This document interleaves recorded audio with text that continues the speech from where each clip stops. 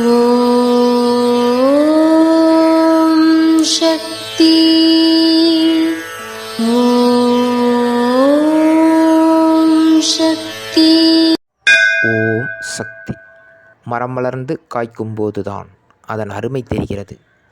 அந்த பயனை மரம் அனுபவிப்பதில்லை, மற்றவர்கள்தான் அனுபவிக்கின்றனர். அதுபோல ஆன்மீகம் என்ற மரத்தை அடிகளார் பாடுபட்டு வளர்த்தாலும் பழம் என்ற பலனை அனுபவிக்கிறவர்கள் நீங்கள்தான் என்பதை மறந்துவிடக்கூடாது. இது அன்னையின் அருள்வாக்கு. குருவடி சரணம், திருவடி சரணம். ஓம் சக்தி.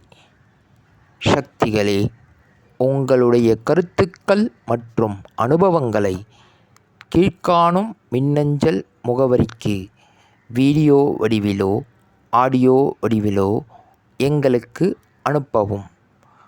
மற்றும் மறுவூர் மகிமை யூடியூப் சேனலை சப்ஸ்கிரைப் செய்யவும். ஓம் சக்தி.